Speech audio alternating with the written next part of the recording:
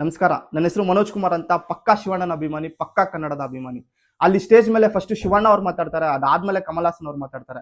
ನಿಮ್ ಲೆಕ್ಕದಲ್ಲಿ ಶಿವಣ್ಣ ಅವರು ಸ್ಟೇಜ್ ಮೇಲೆ ಹೋಗಿ ಮೈಕ್ ಕಿತ್ಕೊಂಡು ಕಮಲ್ ಹಾಸನ್ ಅವ್ರ ಹತ್ರ ಜಗಳ ಆಡ್ಬೇಕಾಗಿತ್ತ? ಕೆಲ ಯೂಟ್ಯೂಬರ್ಸ್, ಇನ್ಫ್ಲೂಯೆನ್ಸ್ ಎಲ್ಲ ಶಿವಣ್ಣದ ಕನ್ನಡ ಅಭಿಮಾನನ ಕ್ವಶನ್ ಮಾಡ್ತಾರೆ. ಅವ್ರದ್ದು ಕೊಡುಗೆ ಏನಿದೆ ಕನ್ನಡಗೆ? ಅದೇ ನಮ್ ಶಿವಣ್ಣ 130ಕ್ಕೂ ಹೆಚ್ಚು ಫಿಲಿಂ ಮಾಡಿದ್ದಾರೆ, ಎಷ್ಟೋ ಲಕ್ಷ ಜನಗಳಿಗೆ ಊಟ ಹಾಕಿದ್ದಾರೆ, ಎಷ್ಟೋ ಕನ್ನಡ ಫಿಲಿಮ್ಸ್ ನ ಬೆಳೆಸಿದ್ದಾರೆ. ಅವ್ರನ್ನ ಕ್ವಶನ್ ಮಾಡ್ತೀರಾ? ನಿಮ್ದು ಕೊಡುಗೆ ಏನಿದೆ ಕನ್ನಡಗೆ? ಆಮೇಲೆ ಬೇರೆ ಹೀರೋಗಳು ನಾನು ಕನ್ನಡಕ್ಕೆ ಅದು ಮಾಡ್ತೀನಿ ಇದು ಮಾಡ್ತೀನಿ ಅಂತ ಮಾತಾಡ್ತಾರೆ. ಯಾವತ್ತಾದ್ರೂ ಒಂದು ಪ್ರೊಟೆಸ್ಟ್ಗೆ ಮುಂದೆ ಬಂದಿದ್ದಾರಾ? ಇಲ್ಲ ಕಮಲ್ ಹಾಸನ್ ಅವ್ರ ಬಗ್ಗೆ ಒಂದು ಟ್ವೀಟ್ ಆದ್ರೂ ಹಾಕಿದಾರಾ? ಅವ್ರನ್ನ ಅಪೋಸ್ ಮಾಡಿ? ಇಲ್ಲ. ಅದೇ ಶಿವಣ್ಣ ಅವರು ಮಹದಾಯಿ ಆಗಿರ್ಲಿ, ಡಬ್ಬಿಂಗ್ ಆಗಿರ್ಲಿ, ಕಾವೇರಿ ಹೋರಾಟ ಆಗಿರ್ಲಿ, ಯಾವಾಗ್ಲೂ ಮುಂದೆ ನಿಂತಿರ್ತಾರೆ. ರೋಡ್ ಬಂದು ಪ್ರೊಟೆಸ್ಟ್ ಮಾಡೋದು ನಮ್ ಶಿವಣ್ಣ ಅವ್ರು ಮಾತ್ರ, ಯಾವ ಹೀರೋನು ಮಾಡೋದಿಲ್ಲ.